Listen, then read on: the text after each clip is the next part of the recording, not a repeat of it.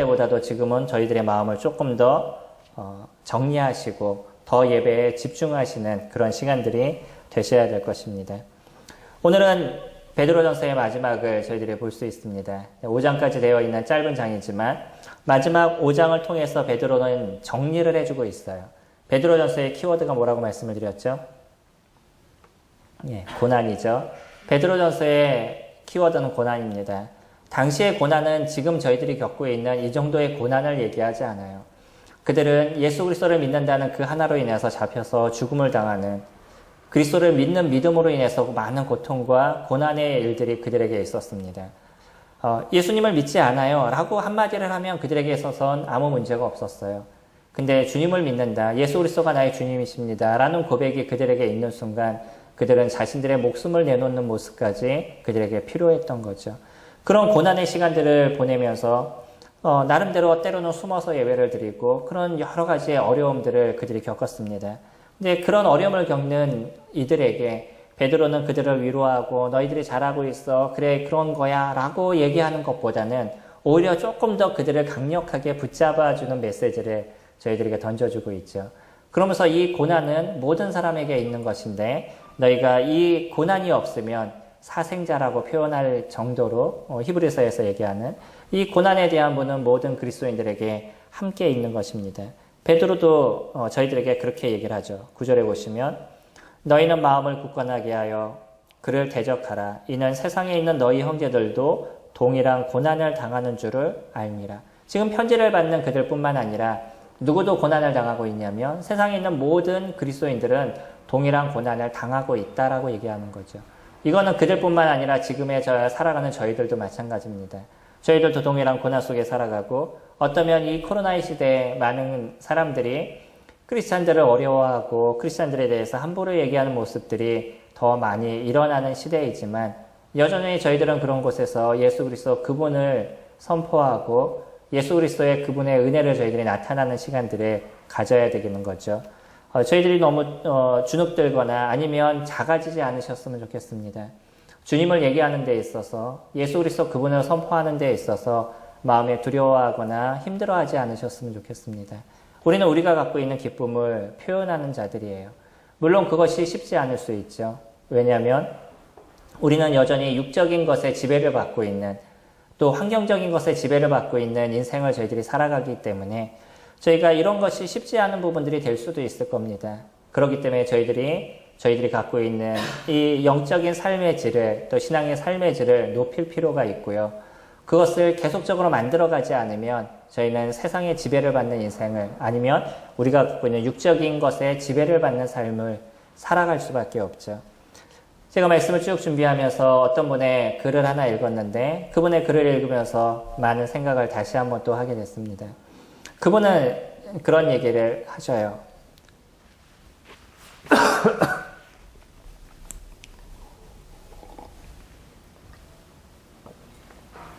어떤 열심히 믿음 생활을 이루었던 그런 한 분이 있었습니다. 그러나 그분에게서 좀 안타까웠던 건 그의 자녀들이 주님을 믿지 않았다는 거예요. 그는 성실하게 살았고 세상에서 열심히 그 그리스도의 삶을 살아갔던 그런 분이셨습니다.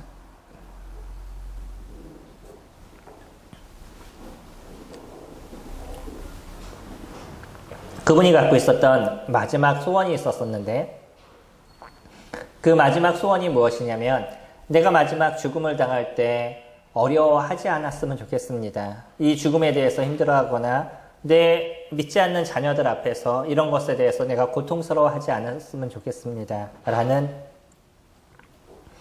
그런 한 가지 소원이 있었어요. 그리고 그것을 갖고 주님 앞에 기도하는 시간들을 가졌습니다. 그리고 마지막 임종을 앞에 놓게 되셨을 때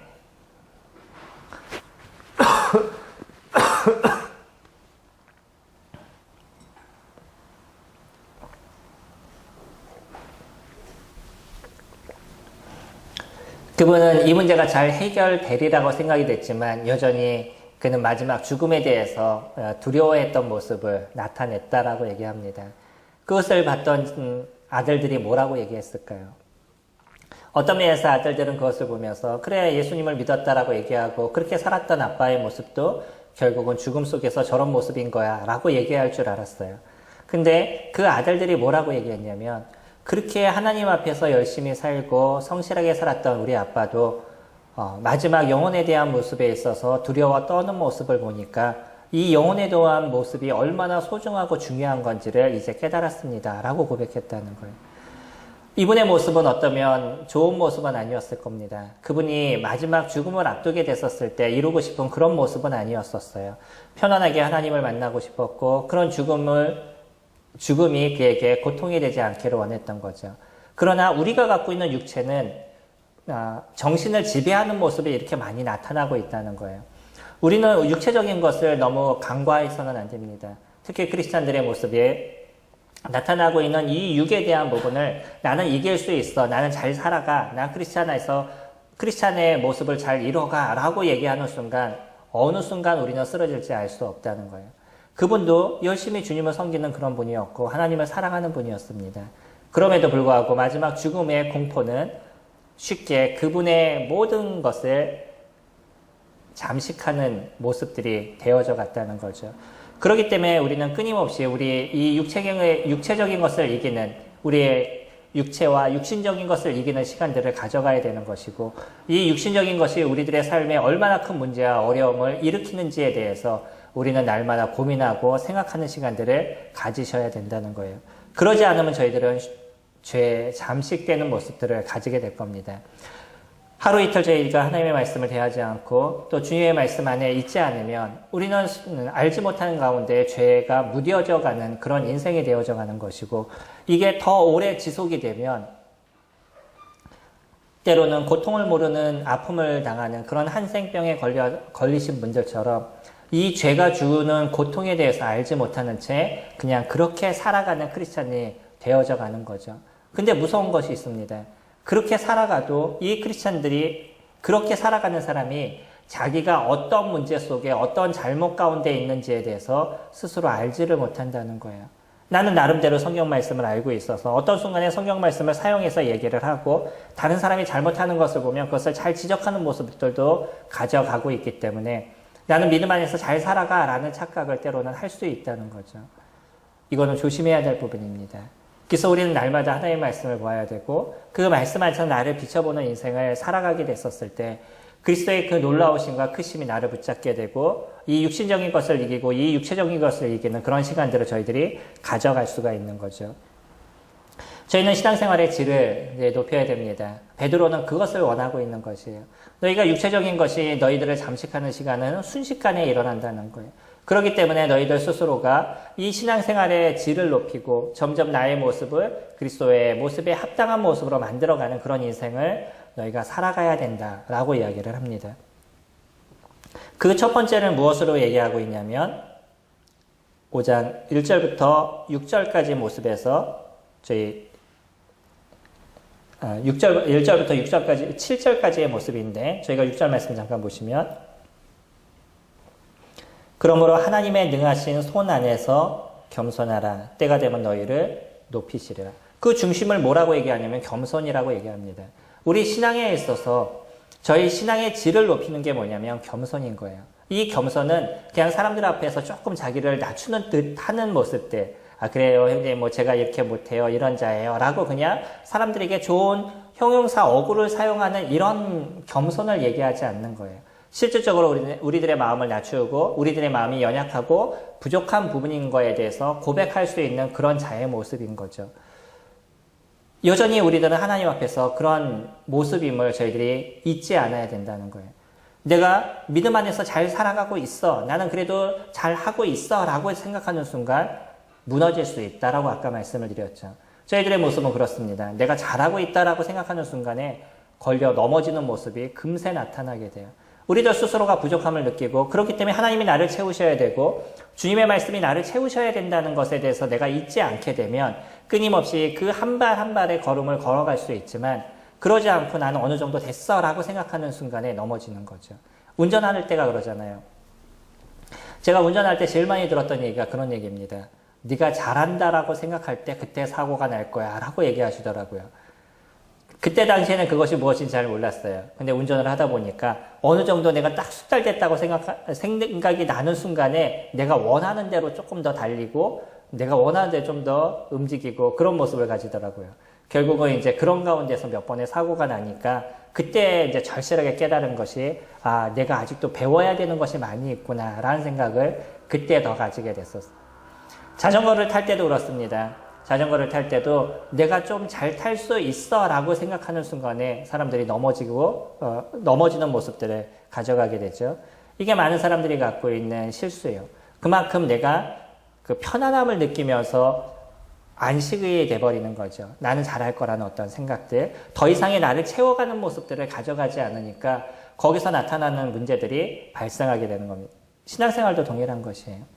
근데 이 겸손에 대한 얘기를 하시면서 또 주님은 무엇을 중심으로 얘기하냐면 교회 생활의 삶에 대한 것을 저희들에게 얘기하십니다. 이 교회는요, 우리가 혼자 살아가는 것이 아니라는 것을 절실하게 느끼는 공간인 거예요. 우리가 그냥 교회를 왔다 그냥 집에 가는 이런 시간들을 갖는다면 그 안에서 성도들과 교제와 어떤 성도들과의 관계 속에서 생기는 문제들을 저희들은 잘 알지 못할 겁니다. 근데 조금 더 교회 안에 들어오고 성도들과 어떤 일들을 만들어가고 주님의 일을 이뤄가는 일들을 이뤄가다 보면 거기에서 서로가 다른 사람들이 갖고 있는 성질과 그 사람들이 갖고 있는 성격과 아니면 은사와 이 여러 가지가 부딪히는 것을 느끼게 돼요. 그래서 내가 생각은 이래요. 근데 저 사람 너무나 다르다는 것을 얘기를 하죠. 이것이 너무나 마음에 안 드는 거예요. 그러다 보니까 거기에 대해서 같이 언성을 높이고 때로는 그것에 대해서 서로 화를 내고 이런 문제들도 교회 가운데서 많이 발생하게 되죠. 근데 왜 주님은요? 왜 우리에게 혼자 신앙생활을 하라라고 얘기하지 않고 함께 신앙생활을 하게 만드셨냐는 거예요. 우리 에베소서 말씀을 보면 하나님께서 재미있는 표현을 쓰시는데 에베소서 3장 10절에 신약 312페이지입니다. 에베소서 3장 10절 말씀 보시면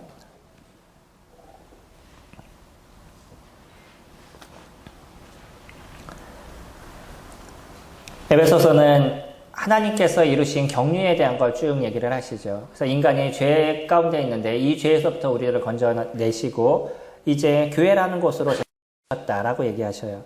그러면서 교회를 표현하실 때 3장 10절에 이는 이제 교회로 말미암아 하늘에 있는 통치자들과 권세들에게 하나님의 각종 지혜를 알게 하려 하심이라. 여기서 통치자와 권세 있는 자들은 어떤 영적인 존재를 이야기를 합니다. 우리가 문맥상으로 그걸 봤을 때 영적인 존재인 것에 대해서 정확하게 보여져요. 어떤 사람은 이것을 세상의 어떤 통치자로 얘기하는데 그렇게 보기에는 조금 한계가 있습니다. 영적인 존재들로 우리가 보게 됐을 때 이 영적인 존재들이 생각하고 있는 인간의 모습은 아담과 하와부터 시작이 되는 거죠. 아담과 하와는 하나님께서 만드시고 모든 그들이 누릴 수 있는 것을 다 주었음에도 불구하고 결국은 하나님을 배반하고 하나님을 배척하고 사단에게 갔던 존재예요.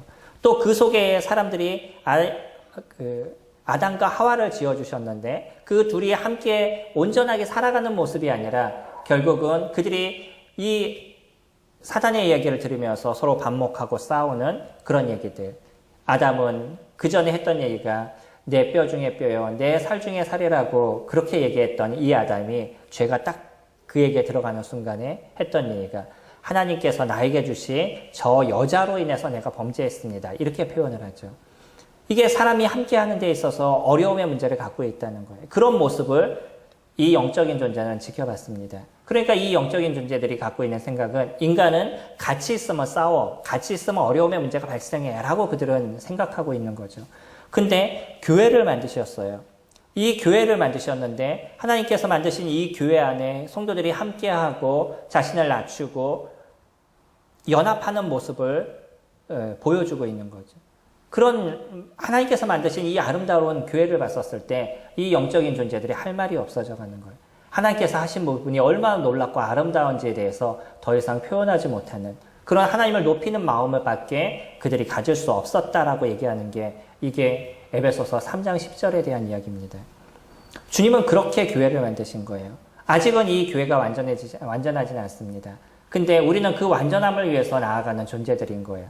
이 완전함은 혼자서 이루어지는 그런 것이 아니라 부족한 사람들이 같이 모이고 연약한 사람들이 같이 모이고 성격과 은사와 우리가 갖고 있는 그 성질이 다 다른 사람들이 함께 모여서 하나의 공동체를 이뤄가고 있는 거죠. 하나의 목표를 향해서 함께 걸어가고 있는 거예요. 거기에서 부족함을 서로 채워져 갑니다.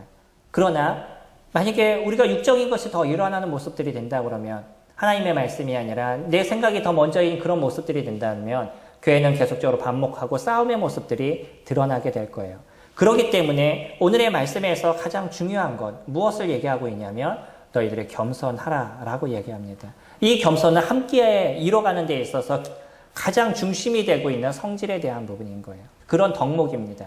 우리가 서로 겸손하게 되고 내가 부족함을 인지하고 다른 사람의 얘기를 존중할 수 있고 그것을 통해서 무엇인가를 만들어가는데 함께 할 수 있는 부분들이 된다 그러면 주님은 이것을 아름답게 이루어 가신다는 거예요. 우리가 갖고 있는 모습이 완전하기 때문에 우리가 하나의 모습을 만들어가는 것이 아니라 우리가 갖고 있는 것이 무엇인가 특별한 것이 있기 때문에 교회가 아름다워져 가는 것이 아니라 부족한 사람들이 그 부족한 것을 채워나가는 것이 교회인 것이죠. 그러면서 한 가지 예를 저희들에게 얘기하죠. 그래서 그것이 장로에 대한 부분입니다. 교회를 이끄는 장로들을 하나님께서 세우셨고요. 이 장로들, 성경은 장로라고 표현하고 지금 시대는 목사라고 표현하기도 하고 목회자라고 표현하기도 하죠. 때로는 감리교는 감독이라고 표현하기도 합니다. 그것이 감독이든 장로든 아니면 목사든 어떤 표현을 쓰는 것이 중요한 것이 아니라 그렇게 교회를 이끄는 중심적인 역할을 하는 사람들의 얘기인 것이죠. 그런 사람들을 교회에다 세우셨습니다. 그리고 이 사람들을 통해서 하나님께서 교회를 치리하게 하셨다는 거예요. 이스라엘 백성들을 다루는 데 있어서 이스라엘 백성들을 치리하는 데 있어서 하나님은 모세를 세우셨죠. 모세 이후는 여호수아를 세우셨습니다. 그들을 세워서 이 교회가 온전하게 갈 수 있도록 하나님께서 일들을 이뤄 가시는 거죠. 지금의 교회는 그런 것입니다. 장로들을 세우시고 그 장로들을 통해서 교회를 온전하게 만들어 가시는 거기 때문에 어떤 장로가 세워지느냐에 따라서 교회의 질이 달라지게 되어져 있어요. 그렇기 때문에 우리는 끊임없이 기도해야 될 것입니다. 어떤 장로가 세워져야 될지. 또 그런 장로는 가급적이면 혼자 이루는 것보다는 두세 명의 복수들로 잘 이루어지는 그런 장로 체계가 만들어져 가야 될 것이에요. 그것이 더 이상적이고 더 아름다움의 모습을 이뤄갈 수 있을 겁니다. 근데 만약에 이 장로들이 서로 겸손하지 못하고 서로 싸우고 분쟁하는 모습이 드러난다 그러면 교회 성도들은 얼마나 힘들고 어렵겠어요. 그거는 한 사람이 섬기는 것보다 더 큰 아픔이 될 것입니다. 그렇기 때문에 장로들 스스로가 겸손이 무엇인지를 배우는 사람들이 그런 일들을 이뤄가야 된다는 거죠. 보통 장로라 그러면 나이가 든 사람을 얘기를 하는 거죠. 원래 원어적인 의미로 얘기하면 나이가 많이 드신 분들, 이런 분들을 장로라고 얘기하는데 성경에서는 그런 개념으로 얘기하고 있지 않습니다. 때로는 그래서 나이가 어느 정도 들면 나는 장로야 라는 표현 아니면 나는 목회자야 라는 표현을 쓰는 경우도 있는데 성경은 그렇게 얘기하지 않는다는 거예요. 성경에서 이 장로의 역할을 이야기할 때 오늘은 몇 가지를 표현합니다. 1절에 보시면 너희 중 장로들에게 권하노니 나는 함께 장로된 자요. 베드로도 자기 스스로가 장로라고 얘기를 하죠. 그리스도의 고난의 증인이요 나타날 영광에 참여할 자니라 라고 얘기합니다. 이 고난의 증인이다. 예수 그리스도의 고난의 증인이다 라고 베드로는 얘기하죠. 그는 예수 그리스도의 죽으심을 직접 보았습니다. 그렇기 때문에 그것을 증거하는 데 있어서 어떤 누구보다도 강력하게 증거할 수 있는 그런 존재다 라고 얘기를 하죠. 그리고 이제 예수 그리스도 그분이 이 땅에 나타나게 됐었을 때 완전한 영화에 함께 참여할 수 있는 그런 자라고 얘기를 합니다. 그러면서 2절에 너희 중에 있는 하나님의 양무리를 치되 억지로 하지 말고 장로의 가장 기본적인 덕목이 뭐냐면 성도들을 섬기는 일들인 거죠. 목자가 양을 치듯이 양들이 어려움을 당하지 않고 아픔을 당하지 않듯이 또 그들이 어떤 고통과 아니면 병에 걸리지 않도록 그들을 도와주고 챙겨주는 그런 일들을 이루듯이 장로들이 하는 일들은 이 양무리를 치는 일들을 이루갑니다. 그 양무리를 지시하고 내가 원하는 대로 끌고 가고 그러는 것이 아니라 이들이 어떻게 푸른 초장으로 가서 바른 것을 먹고 바르게 자라갈 수 있을지 편안함과 안식 가운데 그들이 어떻게 살아갈 수 있을지 아니면 주위에서 나타나는 그런 공격들, 사자라든지 일이라든지 이런 잘못된 것으로부터 그들을 어떻게 보호할지에 대해서 끊임없이 고민하고 생각하는 존재가 그게 목자인 거죠. 마찬가지로 우리가 교회를 섬기는 사람들을 목회자라는 표현을 쓰는데 이 목회자가 포이메인이라는 그런 목자라는 곳에서 파생이 된 겁니다. 교회를 섬기는 자는 그렇게 목자와 같이 끊임없이 양들 하나하나를 살피고 보살피는 그런 일들을 이뤄가는 존재예요. 그런데 그런 일을 이뤄갈 때 어떠한 사람이어야 되냐면 억지로 하지 말고 하나님의 뜻을 따라 자원함으로 하다라고 얘기합니다. 이 자원함이라는 것은 이런 일들이 나에게 주어지게 됐었을 때 주님 제가 그렇게 하겠습니다. 제가 그렇게 주님 양들을 먹이는 일들에 대해서 제가 그 일을 순종하겠습니다. 라고 고백하는 그런 자원입니다. 이거는 잘못 생각하게 되면 어떤 순간에 그래 내가 장로를 하죠. 이제 난 장로가 되기를 원합니다. 라고 얘기하는 자기 스스로 자기를 자천하는 그런 거라고 보여줄 수 있는 겁니다. 그러지 않습니다. 여기에서 얘기하는 장로라는 건 교회에서 인정이 되고 교회에서 당신이 이런 일들을 이뤘으면 좋겠습니다. 당신이 우리를 섬겼으면 좋겠습니다. 목자로서 우리들 가운데 함께 하셨으면 좋겠습니다. 라고 교회적으로 얘기했었을 때 이런 일들에 대해서 예, 제가 그렇게 하겠습니다. 라고 고백할 수 있는 그런 그런 자원을 얘기하고 있다는 거예요. 내 스스로 나를 청구하는 것이 아니라 성도들이 그것을 인정하고 그런 일들을 이루어가게 됐었을 때 제가 하기 싫은데요. 뭐 억지로 별 수 없이 그냥 해보죠. 라고 얘기하는 그런 게 아니라는 거예요. 별 수 없이 하는 사람들은 그만큼 성도들에게 고통을 주고 아픔을 줍니다.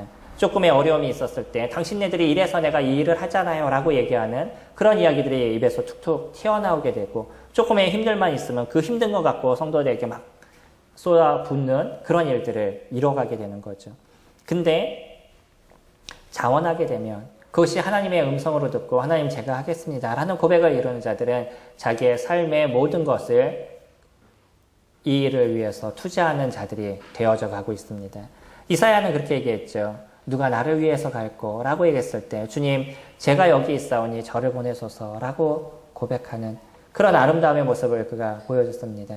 저희들에게 있어서도 그러한 고백을 이룰 수 있는 사람들이 일어서야 될 것입니다. 그런 사람들이 장로의 자질이 있는 사람이고 그것을 이룰 수 있는 사람들인 거죠. 그래서 3절에 보시면 맡은 자들에게 2절 그 다음에 보시면 자원함으로 하며 더러운 이익을 위하여 하지 말고 기꺼이 하며 이 더러운 이익이라는 것은 일꾼이 물질을 받거나 이것이 더럽다라고 얘기하는 게 아니죠. 내가 이것을 통해서 얼마를 벌까? 내가 이것을 통해서 내 삶이 얼마나 좋아질까? 뭐 이런 것을 생각하는 물질에 더 고민을 갖고 있는 사람들입니다.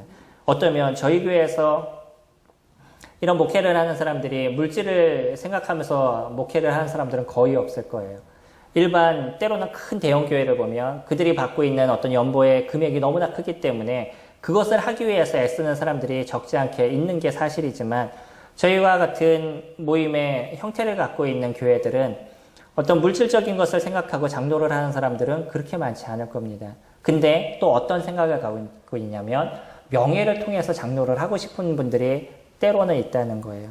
내가 다른 사람들의 앞에 서기 원하고 다른 사람들의 총망을 받기를 원하고 꼭 내가 그 일을 꼭 해야 되는 사람인 것처럼 스스로 생각해서 어떻게 하든 장로가 되기 위해서 노력하는 그런 사람들도 간혹 있을 때가 있는 거죠. 주님은 그것을 얘기하지 않습니다.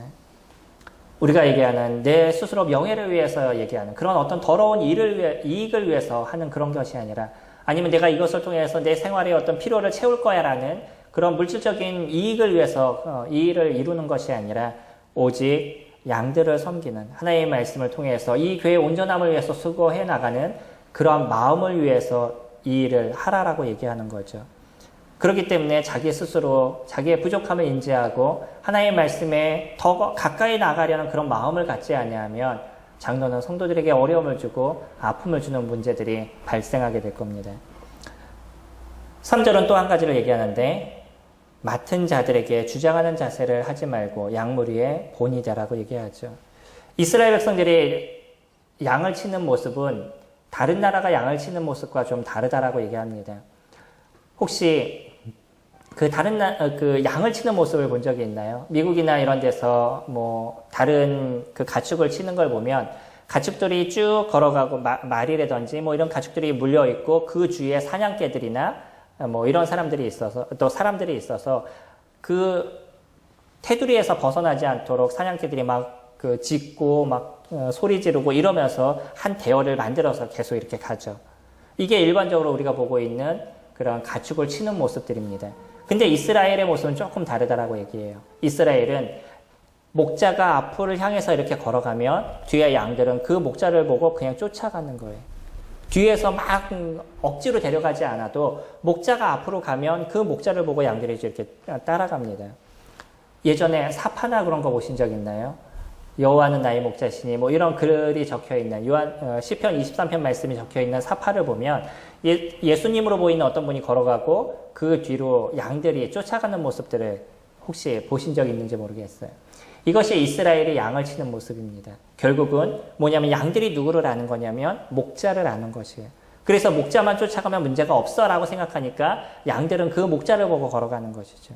이게 여기서 얘기하고 있는 양무리의 본이다라고 얘기하는 겁니다. 내가 주장해서 그들을 끌고 가는 것이 아니라 그 목자가 본으로서 자기의 길을 걸어가게 되면 교회는 그것을 보고 성도들은 그것을 보고 쫓아가는 모습들이 되어져 간다는 거예요.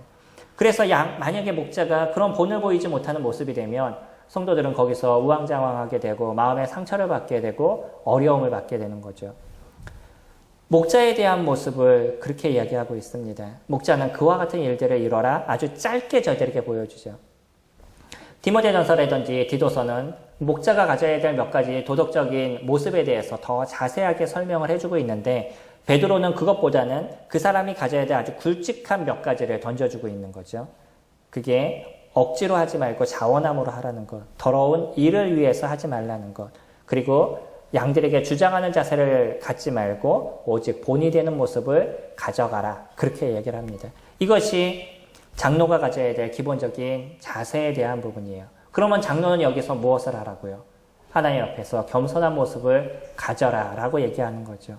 성도들 앞에서 군림하는 그런 자가 아니라 성도들 앞에서 겸손함에 허리띠를 묶을 수 있는 그런 모습을 목자도 가지라는 거예요. 이거는 쌍방간에 같이 할 것을 얘기합니다. 5절에 보면 성도들에 대해서 얘기하는데 젊은 자들아 이와 같이 장로들에게 순종하고 다 서로 겸손으로 허리를 동이라. 하나님은 교만한 자를 대적하시되 겸손한 자에게는 은혜를 주시느니라. 젊은 자들아 라고 얘기하니까 어린 사람들을 얘기하는 것처럼 보이지만 이것이 성도들을 향해서 하는 얘기입니다. 성도들에게서 뭐라고 얘기하냐면 장로들에게 순종하고 서로 겸손으로 허리를 동이라 라고 얘기를 하죠. 성도들에게 주어진 건 아주 단순하게 얘기를 합니다. 더 많은 것을 표현해 주지 않아요. 대부분의 다른 서신서도 끊임없이 얘기하는 게 뭐냐면 순종에 대한 부분인 거죠. 그러니까 장로가 장로의 길을 잘 가게 됐었을 때 그 본에 보이는 모습을 가게 되면 성도들은 그것을 쫓아가는 삶을 살아가도 충분하게 이 교회는 아름다움의 모습을 만들어 간다라고 얘기를 하죠. 그러면서 얘기하시는 게 겸손이에요. 너희가 겸손으로 허리를 동이라 라고 얘기를 합니다. 여기에서 우리는 조금 고민하게 됩니다. 어떤 때는 이 장로보다 성도들이 더 특별할 때가 있고 더 많은 능력을 갖고 계시는 부분들이 있어요. 이제 이런 부분에 있어서 내가 더 많은 능력이 있는데 장로가 하는 얘기가 들어보니까 별로 마음에 들지 않을 때도 있습니다. 자, 그럼에도 불구하고 주님이 주신 우리의 명령은 아주 단순한 명령을 주셨어요. 거기에서 나타나는 문제, 혹 장로가 실수하거나 장로가 잘못하는 모습을 가지고 있어도 그것에 대해서 순종하는 모습을 가져가면 그것을 누가 보상해 줄 것이냐면 하나님께서 보상해 주신다는 거예요. 그게 우리가 지금 읽어봤던 5절 중간부터의 얘기입니다. 하나님은 교만한 자를 대적하시되 겸손한 자들에게 은혜를 주신다라고 얘기하죠. 겸손으로 허리를 동이게 되면 거기에 대한 일들에 대해서 하나님께서 보상해 주신다라고 얘기해요. 그래서 아까 읽었던 6절 그러므로 하나님의 능하신 손 아래에서 겸손하라. 때가 되면 너희를 높이시리라 얘기하죠. 그런 겸손의 모습을 가져가고 그렇게 순종의 모습을 가져가면 나중에 그런 자질을 갖고 있는 성도들이 또 새로운 장로의 모습으로 만들어져 나갈 것입니다.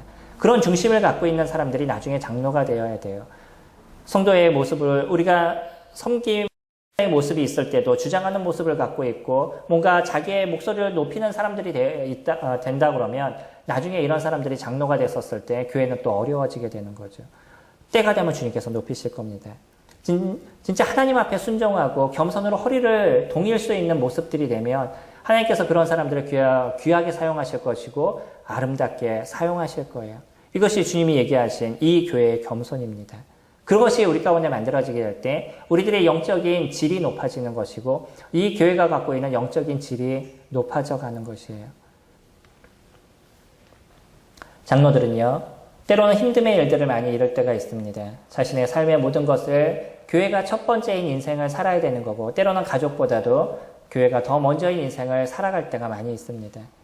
그리고 그의 인생의 모든 것을 주님 앞에 쏟는 일들을 이뤄가게 되는 거죠.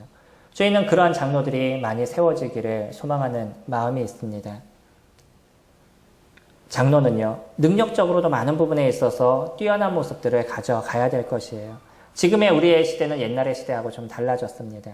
학력도 많이 높아졌고 또 사람이 사는 삶의 어떤 질도 많이 높아졌고 세계를 보는 세계관에 대한 부분도 많이 높아졌어요. 앞으로 우리 가운데 세워질 그런 장로들에 대한 부분은 그 많은 것에 대해서 준비하고 그 많은 것을 섭렵할 수 있는 그런 장로들이 세워져야 될 것입니다. 아마 조금 더 어린 사람들이 이제 준비하는 가운데 그런 일들이 이루어지는 모습이 될 것인데 이 일을 위해서 성님들이 많은 기도를 이루어 주셨으면 좋겠습니다. 그래서 잘 준비된 장로들이 교회 가운데 세워지고 이 교회가 아름다움의 모습들을 만들어져 가야 되는데 4절에 보시면 그리하면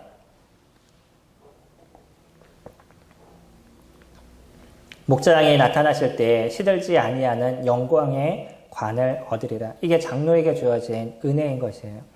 너에게 많은 물질을 채워주겠다. 너의 인생에 대해서 내가 부하게 도와주겠다. 주님 그렇게 저희들에게 약속하지 않으셨어요. 무엇에 대한 약속을 하셨냐면 목자장이 나타나실 때 시들지 아니하는 영광의 관, 면류관을 얻겠다라고 얘기하죠. 어떤 것보다 우리에게 가장 아름다운 것이 무엇이겠어요? 주님이 오셨을 때 우리의 머리 가운데 그의 면류관을 씌워주시는 것, 이 영광의 면류관을 씌워주시는 모습이 된다 그러면 이 세상에 어떤 것을 우리가 받지 않는다 해도 가장 아름다움과 기쁨을 그 환희를 그때 우리가 느낄 수 있을 것입니다. 이거는 누구에게만 주어지는 것이냐면 교회를 섬기는 장로들에게만 특별하게 주어지는 그런 면류관으로 저희들 가운데 보여지고 있어요. 이 일을 위해서 소망하는 우리 형제들이 되었으면 좋겠습니다. 우리 교회 가운데 이제 섬기는 많은 분들 중에 이런 아름다움의 영광의 면류관을 얻을 수 있는 그런 장로들이 교회 가운데 세워졌으면 좋겠습니다. 근데 거기에 대한 중심이 무엇이냐면 겸손이라는 것이에요. 이것을 놓치는 순간 어떤 것도 이룰 수 없을 것입니다. 이거는 성도들에게만 얘기하는 것이 아니라 장로들에게 특별하게 얘기하고 있는 것이에요. 이런 겸손이 우리 가운데 잘 만들어지게 되면 이 교회는 아름다움의 모습들을 이뤄갈 수 있고 서로 연합하고 하나의 모습을 가져갈 수 있는 거죠. 우리는 지금도 많은 교회가 서로 반목하고 싸우고 자기의 목소리를 나타냄으로 인해서 얼마나 힘들고 어려움의 모습들이 일어나고 있는지를 보고 있습니다. 장로들이 그러한 모습들을 나타내면서 얼마나 많은 성도들이 상처를 받고 고통을 받는지를 저희들이 보고 있어요. 근데 그렇게 목소리를 높이는 장로들의 마음은 나는 그래도 이것이 교회를 위하는 거야 라는 생각을 갖고 있다는 거예요. 그리고 어떤 자기 스스로의 어떤 사명을 갖고 있는 거죠. 자기가 이렇게 해야지만 교회가 아름다워질 거라고 생각하는 거지만 사실은 말씀 안에서 그의 스스로가 모든 것을 놓치고 있는 거라는 거예요.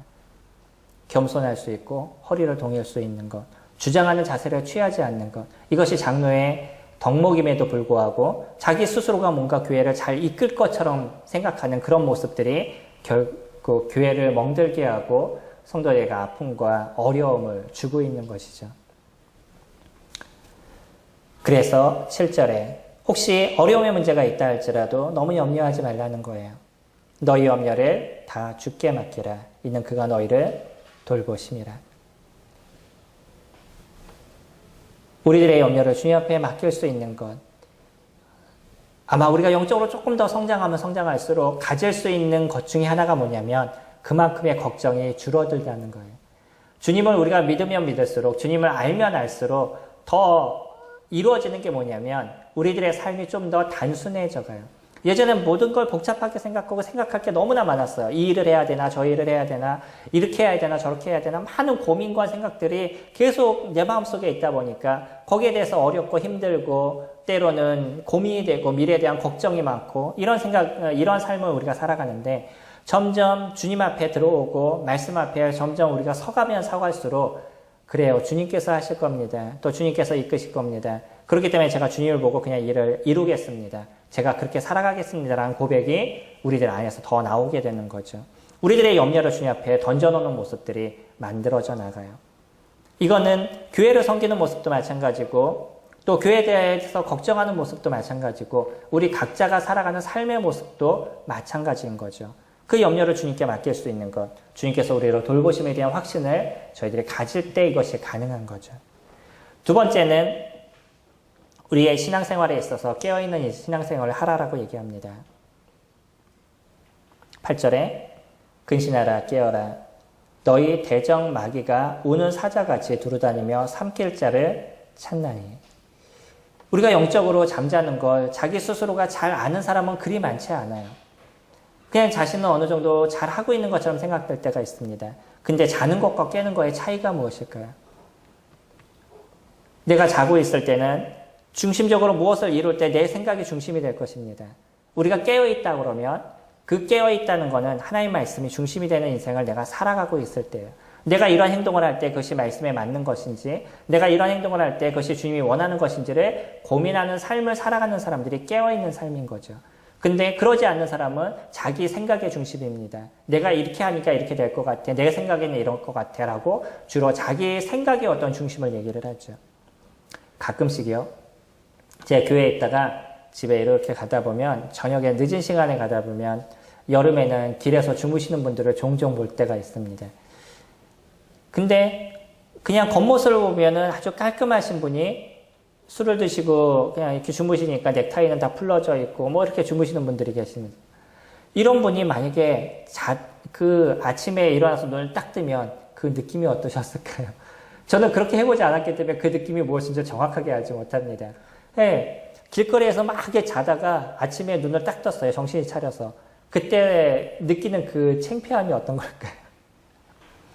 근데 그분이 만약에 자기가 술에 취해서 자기의 생각을 술의 지배를 받지 않았으면 그 길거리에서 잠을 잤을까요? 그러지 않았을 겁니다.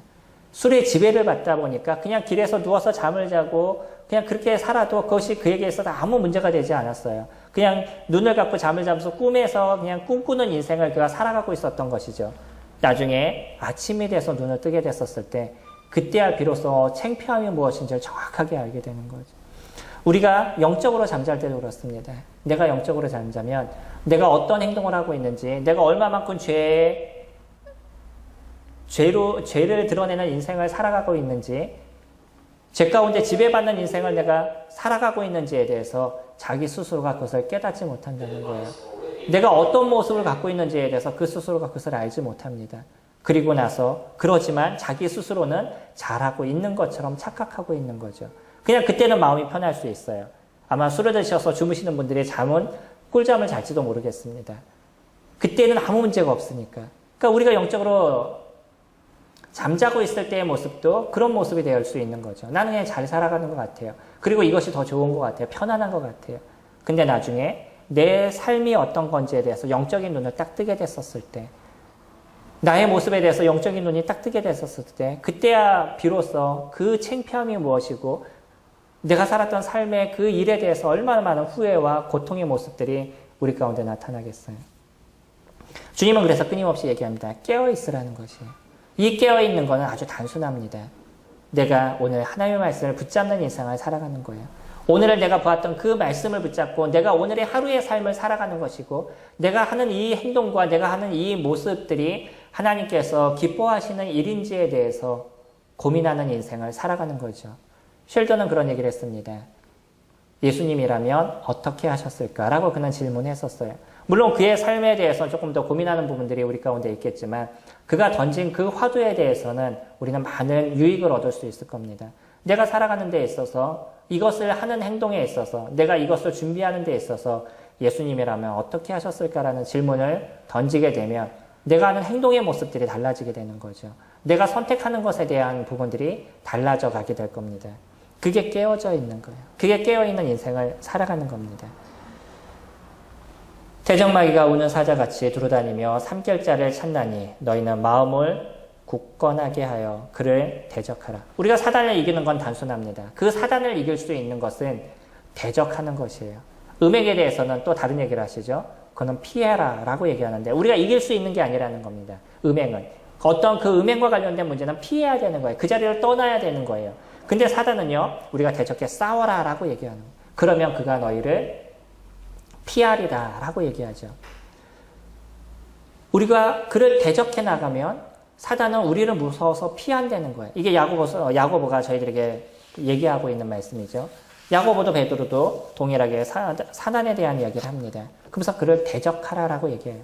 왜냐하면 우리 안에 있는 예수 그리스도 그분이, 우리 안에 있는 성령 하나님 그분이 우리와 함께 싸우기 때문에 내가 그것을 인지하고 내가 그것을 생각하면 충분히 사단을 대적할 수 있는 힘이 저희들에게 있고요. 내가 그런 문제에 대해서 싸우고 대적하는 우리들의 모습이 되면 사단은 다시는 그런 문제에 대해서 우리를 건드리지 않는다는 거예요. 근데 우리가 얕보이면 쉽게 저희들을 대적하게 되는 거예요. 저희 집에 고양이를 키우는데 길고양이를 돌봐주는데 아주 재밌는 게 뭐냐면 자기 나름대로 우리 집에 서열을 그가 정해놨었어요. 그래서 제가 한마디를 하면 무서워서 좀 피해요. 근데 저희 주혁이가 얘기를 하면 듣지를 않아요. 걔 입장에서 뭐냐면 주혁이는 그냥 자기보다 서열이 낮은 존재라고 생각하는 거예요. 얕잡아 보인 거죠. 우리 아이는 더 예쁘니까 더 잘해준 거예요. 더 어렵게 해주지 않았던 거죠. 근데 고양이가 생각했을 때 이것을 얕본 거예요. 사단의 모습이 저희들에게 그렇습니다. 우리가 사단을 무서워하고 그들의 어떤 얘기에 대해서 쉽게 동화되고 이런 인생을 저희들이 살아가게 되면 사단은 저희들을 얕잡아 보게 된다는 거예요. 그것에 대해서 싸우시기 바랍니다. 어려움의 문제가 있으면 그 어려움에 대해서 힘들어하지 말고 그것을 대적해서 싸우시기 바랍니다. 그러면 그런 일들에 대해서 이길 수 있는 힘이 저희들에게서 나타나게 될 거예요. 엘리야 시대에 아락 군대가 쳐들어왔습니다. 이 아락 군대가 쳐들어오는 모습을 보면서 함께 엘리야를 섬기고 있었던 그런 하인들이 마음에 두려움을 느꼈었어요. 그리고 이거 어떻게 해야 됩니까? 라고 막 허둥지둥 이렇게 떨었습니다. 그때 엘리야가 너무 두려워하지 말라는 것이에요. 우리의 아군들이 저들의 숫자보다 더 많다라고 얘기를 합니다. 근데 이 하인은 이해가 되지 않는 거예요. 지금 있는 건 엘리야, 거기 있는 몇 명 밖에 없었는데, 아니면 이스라엘이라는 나라 자체가 그때 연약했기 때문에 쉽게 무너질 거라고 생각했는데, 전쟁에 질 거라고 생각했는데, 엘리사는 그렇게 얘기하지 않았어요. 그래서 그 다음에 엘리사가 했던 얘기가 이 하인의 눈을 띄워주는 거였었어요. 그가 영적인 눈을 뜨게 됐었을 때 하늘에 있는 그 천사들이 얼마나 많은 천사들이 거기서 준비하고 있는지를 보게 된 거예요. 그리고 나서는 그에 대한 모든 두려움이 사라졌습니다. 이게 열왕기하 6장 8절에서 저희에게 보여주고 있는 하나의 사건에 대한 이야기인 거죠. 우리들도 영적인 눈을 뜨게 되면 우리 뒤에 계신 성령 하나님, 우리를 지키시는 그 하나님의 모습이 어떤 건지를 저희들이 보게 되죠. 그리고 나서 충분하게 싸우고 이길 수 있는 힘이 저희들에게 있다는 것에 대해서 저희들이 깨닫게 될 것입니다. 싸우시기 바랍니다. 사단은 대적하는 것이에요. 그럼 사단이 저희들을 함부로 건드리지를 않는다라고 얘기를 합니다. 10절에 보시면 모든 은혜의 하나님 곧 그리스도 안에서 너희를 부르사 모든 은혜의 하나님 곧 그리스도 안에서 너희를 부르사 자기의 영원한 영광에 들어가게 하시니가 잠깐 고난을 당한 너희를 친히 온전하게 하시고 굳건하게 하시고 강하게 하시며 털을 견고하게 하시리라. 우리를 어떻게 붙잡아 준다라고 얘기하고 있어요. 우리가 잠깐 고난은 당하지만 우리를 온전하게 하시고 굳건하게 하시고 강하게 하시고 털을 견고하게 하신다. 이게 하나님께서 저희들에게 주신 약속인 겁니다. 주님을 붙잡으시기 바랍니다. 사단을 대적하시기 바랍니다. 그분께서 저희들을 온전하게 하시고 저희들을 굳건하게 하시고 강하게 하시고 저희들의 털을 견고하게 하실 것입니다. 바울은 그런 표현을 썼죠. 제가 여호와를 의지해서 담을 뛰어넘나이다 라고 얘기해요. 내가 여호와를 의지해서 적군하게 달리면 내가 여호와를 의지하여 담을 뛰어넘습니다 라고 그가 고백을 하고 있어요. 다윗의 능력이 많아서가 아니라 하나님을 의지하니까 적군에게 달려가는데 두려움을 갖지 않는다는 거예요. 하나님께서 함께 하실 것에 대해서 그가 믿는다라고 얘기하는 거죠. 저희들의 영적인 질을 높이시기 바랍니다. 그리고 오늘 그 하나님의 말씀을 붙잡고 깨어있는 인생을 살아가시기 바랍니다. 그러면 주님께서 저희들을 견고하게 하실 것이에요. 저희들을 굳건하게 하실 것입니다. 사단의 어떤 괴계가 우리 가운데 있어도 그것을 이길 수 있는 힘을 저희들에게 주실 거예요. 혹 우리가 쓰러진다 할지라도 다시 오늘 일어나서 그의 말씀을 붙잡는 모습들을 가지게 되면 하나님께서 우리를 온전하고 완전함의 길이 무엇인지를 알게 하여 주실 겁니다. 저희가 이 세상을 살아가는 데 있어서 힘든 일들은 많이 있을 거예요. 어쩌면 믿지 않는 사람들보다 안 되는 일들도 많이 있을 것입니다. 그러나 그런 것에 대해서 너무 두려워하지 마시기 바랍니다. 여전히 하나님은 저희들을 바르게 이끄시는 일들을 이뤄가시는 거예요. 간혹 제가 이해가 안 될 때가 있어요. 저희가 어머님과 같이 살면서 근로장려금을 받지 못했어요. 근데 그분들이 저에게 하는 얘기가 뭐냐면 거기에서부터 같이 사는데 공간만 분리된, 그러니까 부엌이 2개 있는 것만 되면 그러면 장려금이 나올 수 있습니다 하고 얘기했어요. 그러나 저희가 같이 살고 있으니까 이제 그동안 받지 않다가 저희가 아시는 것처럼 밑에 층으로 이제 저희가 내려왔습니다.